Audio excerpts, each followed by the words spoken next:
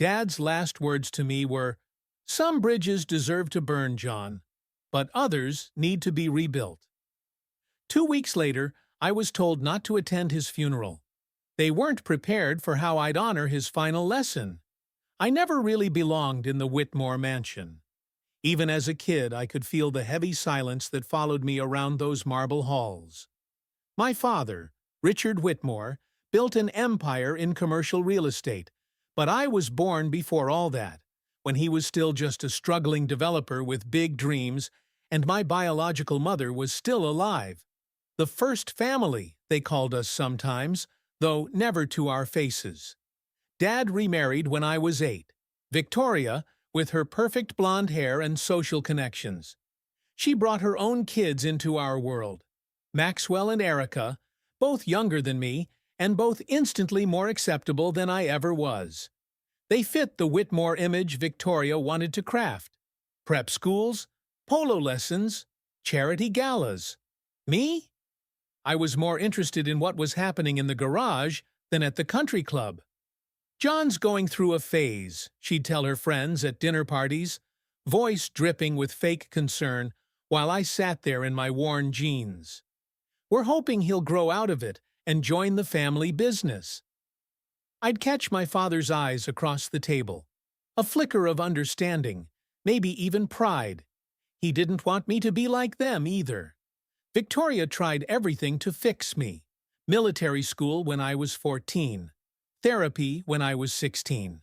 By 18, after a shouting match that ended with Maxwell's nose bleeding and me with a split lip, Victoria delivered her ultimatum to my father.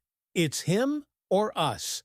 I still remember the crash of her crystal tumbler against the wall, inches from my head. Dad found a compromise. He bought me an apartment across town, paid for my college, but kept me at arm's length from family functions. It wasn't ideal, but we found our own way to stay connected. Every other Sunday, he'd escape the mansion, and we'd meet at Bobby's auto shop, where his prized possession lived. A 1967 Shelby GT500, midnight blue with twin white racing stripes. "The last honest thing I own," he called it. Those Sundays in the garage were sacred. Dad would roll up his custom suit sleeves, trading Italian leather shoes for oil-stained sneakers he kept in the trunk. "This is who I really am, John," he told me once, hands black with grease as we rebuilt the carburetor. "Don't let anyone tell you different." The Shelby wasn't just a car. It was the bridge between the man he'd become and the man he'd been before the money changed everything. When I turned 25, he let me drive it for the first time. The roar of that 428 V8 engine felt like freedom itself. "Your mother loved this car," he admitted quietly, as we cruised down empty back roads. "She's the one who picked the color." It was the first time he'd mentioned her in years. Victoria had made sure of that, had even removed all photos of my mother from the house. Last Christmas, things finally boiled over. Maxwell, drunk on expensive scotch, called me the charity case. I didn't throw the first punch, but I definitely threw the last one. Victoria screamed that I was dead to her as Dad pulled me off his golden boy. Later that night, Dad found me at my apartment. His eye was bruised. Victoria's work, though he wouldn't admit it. We sat in silence on my balcony until dawn. "They don't understand us, son," he said finally. "They never will. But I need you to promise me something. When I'm gone, don't let them erase who you are, who we are." He pressed the Shelby's keys into my palm before leaving. "Just borrowing these for now," I told him, confused. He just smiled sadly and walked away. I didn't know then that he'd already changed his will, or that he'd been hiding his heart condition from everyone for months. The call came at 3:17 a.m. on a Tuesday. Dad had collapsed in his study. Massive heart attack, they said. By the time the ambulance arrived, he was already gone. I dropped to my knees right there in my apartment hallway, phone still clutched in my trembling hand. The world collapsed around me. I drove to the mansion immediately, still wearing sweatpants and an old t-shirt. Victoria met me at the door, her face a perfect mask of grief, not a single mascara streak despite the tears she claimed to have shed. "He's gone," she whispered, and for a moment, just one brief moment, I thought we might actually share our pain. That illusion shattered by morning. Victoria's lawyer appeared before the coroner had even taken Dad's body away. Richard had specific wishes, he explained, avoiding my eyes. The prenuptial agreement gave Victoria control of the funeral arrangements, the estate management, everything until the will was read. When I tried to enter Dad's study to sit alone with my memories, Maxwell blocked my way. "Haven't you done enough damage?" he hissed. The last thing Dad needed was stress from his disappointment of a son.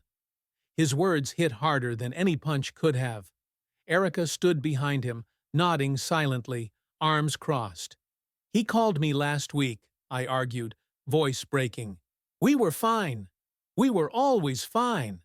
Maxwell's face contorted with rage.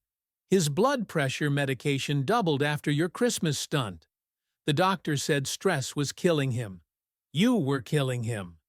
His finger jabbed into my chest with each accusation. I grabbed his wrist and twisted it away from me.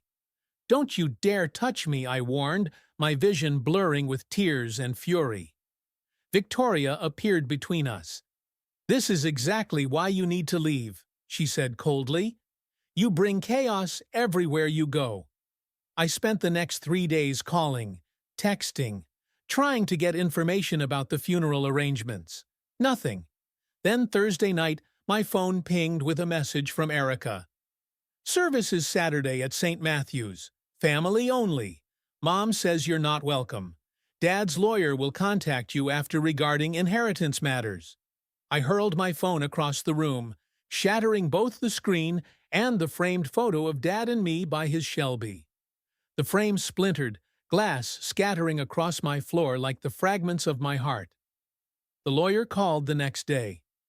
"There's been some tension regarding your father's will," he explained carefully. "The reading is scheduled for Monday after the funeral, but I feel I should inform you of something privately." He paused.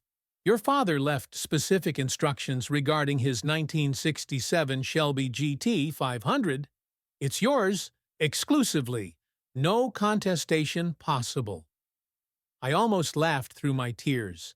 The one thing Victoria couldn't control, couldn't take from me. The one thing that truly represented my connection with Dad. Her rage was nuclear when she found out. She showed up at my apartment that night, pounding on my door until I opened it. "You manipulated a dying man," she screamed, slapping me hard across the face. "That car is a family heirloom worth hundreds of thousands." I stood there, cheek burning, as she continued her tirade. "I didn't even know he changed his will," I said quietly, which only enraged her more. "If you show up tomorrow, I'll have security remove you," she threatened, jabbing her manicured finger at my chest. "Richard may have had a soft spot for you, but he's gone, and so is your place in this family." After she left, I drove to Bobby's auto shop, where the Shelby was kept.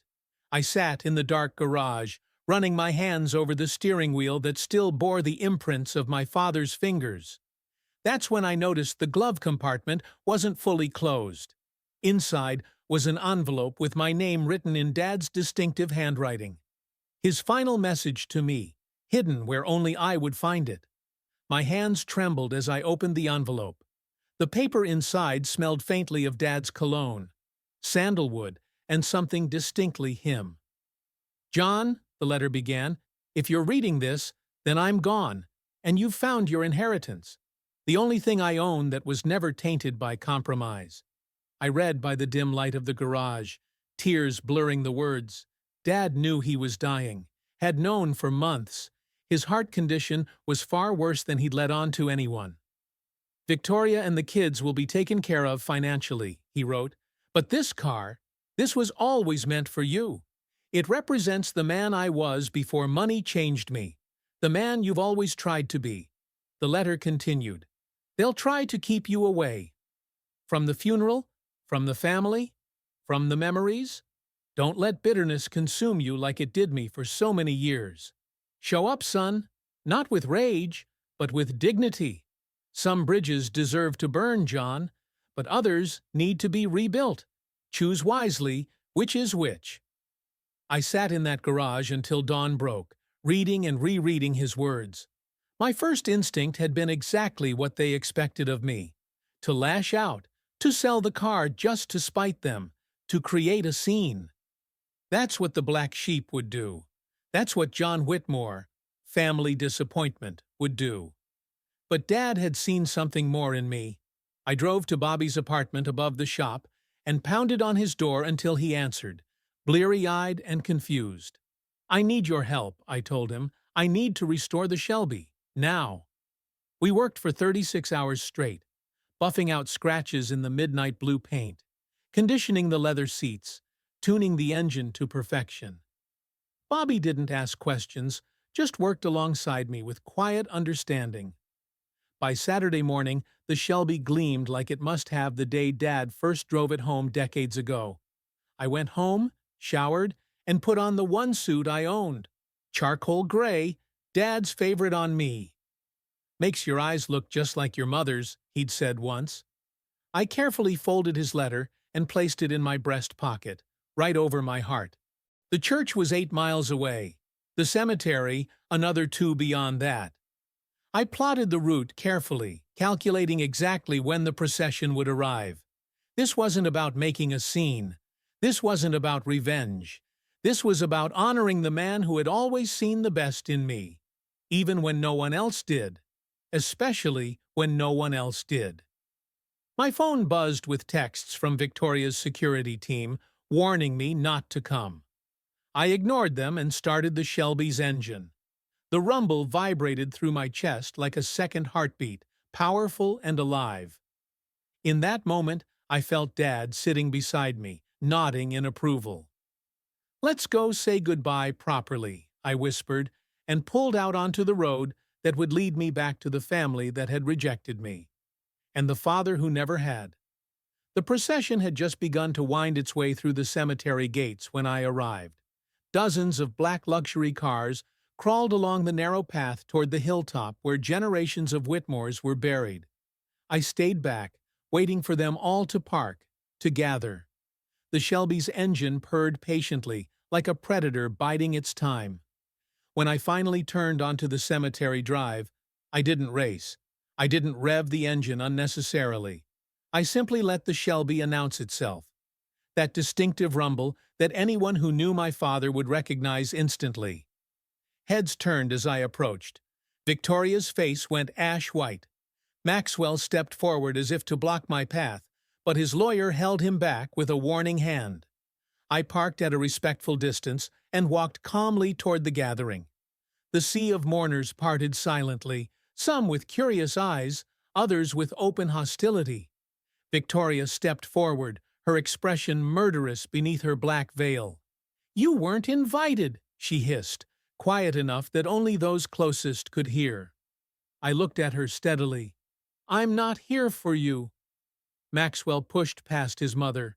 "Security," he called, but froze when I reached into my jacket. Instead of whatever weapon he feared, I pulled out Dad's worn driving gloves, butter-soft leather, cracked and shaped perfectly to his hands. "I'm just here to give him these," I said quietly. "He'd want to be buried with them." "Get out," Maxwell growled, shoving me hard enough that I stumbled back. "You have no right." "Actually, he does." The voice belonged to Pastor Miller, who had known our family for decades. Richard specifically requested John be allowed to speak at his service, regardless of family disagreements. He looked pointedly at Victoria. It was in his instructions to me. Victoria's face contorted with rage, but there was nothing she could do in front of the gathered mourners, clients, business partners, society friends watching the drama unfold. Her reputation would be shattered if she created a scene. I approached the gleaming mahogany casket and gently placed the driving gloves on top. Then I pulled out Dad's letter. Not to read in full, some words were just between him and me, but I'd chosen a few sentences that needed to be heard. My father wrote this to me before he died, I began, my voice carrying across the silent cemetery. He said, "A man is defined not by what he owns, but by what owns his heart. My greatest regret is allowing wealth to separate me from what matters most. Don't make my mistakes." I looked directly at Victoria, Maxwell, and Erica. He loved you all. He loved me too. He wanted better for all of us than this bitter divide. Maxwell's composure cracked first. To everyone's shock, including mine, tears streamed down his face. "He told me," his voice broke. "He told me to apologize to you. Before he died. I couldn't. I didn't." Erica stepped forward, placing a reluctant hand on my arm. "The paramedic said your name was the last word he spoke," she admitted quietly. I felt a strange peace wash over me. Not forgiveness, not yet, but understanding. The crowd around us blurred as I placed a hand on my father's casket. "Goodbye, Dad," I whispered. "I'll take good care of her." After the service, I walked alone back to the Shelby. A hand on my shoulder stopped me. Victoria's father, my step-grandfather, a man who had barely spoken 10 words to me in 20 years. "Richard wanted you to have this too," he said, pressing a small key into my palm. "To your mother's lake house. He kept it all these years. Victoria doesn't know." The old man nodded once and disappeared back into the crowd. I drove away from the cemetery, the Shelby's engine singing beneath me. In the rearview mirror, I could see Maxwell standing alone by the fresh grave, watching me leave. Some bridges might still burn, others might yet be rebuilt. But as I took the turn onto the highway, heading toward a lake house I hadn't seen since childhood, I knew one thing for certain. I wasn't just driving away with a car. I was carrying forward the best parts of my father. Sometimes, revenge isn't about destroying what others have built.